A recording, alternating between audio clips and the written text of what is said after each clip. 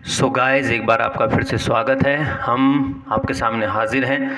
परमाणु की संरचना यानी जो आपका चैप्टर 2 है उसका पहला वीडियो ये होने वाला है। कुछ छोटे छोटे पॉइंट्स हैं, एक एक करके हम आगे पढ़ते हैं। देखिए, सबसे पहले मैंने हेडिंग डाला है परमाणु। तो परमाणु के बारे में कुछ बातें आपको पता होनी चाहिए।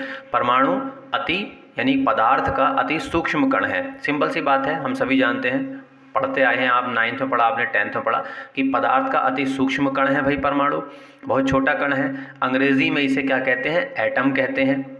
और एटम जो है वो ग्रीक भाषा का शब्द है। एटम इंग्लिश का नहीं, हम तो इसको एटम इंग्लिश के अनुसार बोलते हैं, लेकिन एटम जो शब्द है वो कहाँ से लिया गया है? ग्रीक भाषा से लिया गया है। एटम का जो मतलब है वो मतलब होता है नॉट डिविजिबल। नॉट डिविजिबल का मतलब अविभाज्य, यानी जिसको तोड़ा ना जा सके, उसी को परमाणु कहते हैं। तो एटम का मतलब क्या होता है? Non divisible. हम उसको क्या बोलते हैं? अविभाज्य।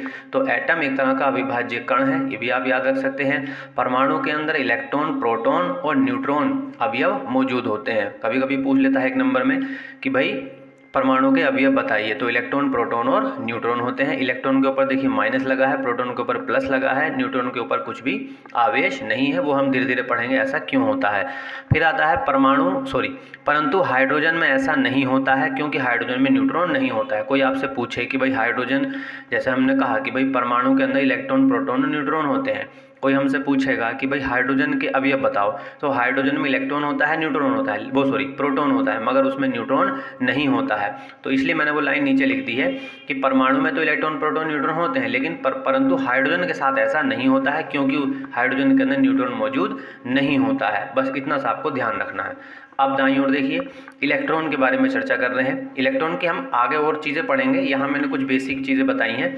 तो सर जे थॉमसन ने सन 1897 में इलेक्ट्रॉन की खोज की थी। ये याद रखने वाली बात है कि जे थॉमसन ने इलेक्ट्रॉन की खोज की थी 1897 में। फिर इलेक्ट्रॉन जो है एक ऋणावेशित कण है, यानी उसके ऊपर ऋणात्मक आवेश होता है, ये हम पढ़ेंगे आगे।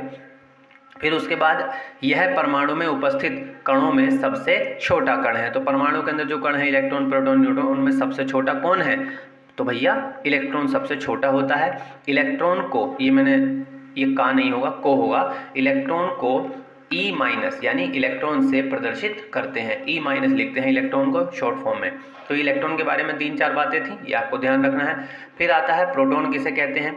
तो सर रदरफोर्ड या गोल्डस्टीन, दोनों में से आपको किसी का भी नाम मिल सकता है। दोनों ही नाम माने जाते हैं कि इन दोनों में से किसी एक ने 1886 में प्रोटॉन की खोज की थी। तो अगर आपको रदरफोर्ड लिखा मिलता है वो भी सही है, या फिर गोल्डस्टीन लिखा हुआ मिलता है वो भी आपका ठीक है, दोनों ही ठीक है। ठीक, तो रदरफोर्ड गोल्डस्टीन ने 1886 में प्रोटॉन की खोज की थी। अब प्रोटॉन एक धनावेशित कण है, यानी प्रोटॉन के ऊपर धनावेश होता है। इसे P+ से प्रदर्शित करते हैं। बिल्कुल सिंपल सी बात है। यह परमाणु के नाभिक में स्थित होता है। तो भैया अगर आपसे पूछें कि प्रोटॉन कहाँ मौजूद होता है, तो वो परमाणु के नाभिक के अंदर मौजूद होता है। आप इसे लिखिए, फिर मैं 2-3 बातें और लिखता हूँ। इस वीडियो में इतना ही रखते हैं। आगे की जो बातें हैं मैं नए वीडियो में ही लेकर आऊँगा, क्योंकि उसमें थोड़ा सा टॉपिक बड़ा हो रहा है। तो इस वीडियो को यहीं पर ख़त्म करते हैं। देखिए, बहुत कम समय में मैंने आपको परमाणु, इलेक्ट्रॉन और प्रोटॉन के बारे में जानकारी दे दी है। बहुत छोटे छोटे वीडियोस के ज़रिए मैं आपके सामने हाजिर हूँ हर तरह की चीज़ लेकर। तो बिल्कुल टेंशन नहीं लेने का, अच्छे से पढ़ने का है और बहुत अच्छे से मेहनत करने का है। सब कुछ आपको सीखना है, मैं सारी बातें बताऊँगा। और अगर आपको अच्छा लग रहा है कि मैं ठीक पढ़ा पा रहा हूँ, आपको समझा पा रहा हूँ, कम समय में ज़्यादा चीज़ें आपको मिल रही हैं, तो आप इसको शेयर करते रहें, लाइक कीजिए, कमेंट कीजिए, चैनल को भी शेयर कीजिए, सब्सक्राइब कीजिए। मिलता हूँ फिर से किसी नई वीडियो में। तब तक के लिए सभी को नमस्ते, जय हिंद। अपना ख्याल रखिए, खुश रहिए, ईश्वर आपका भला करें।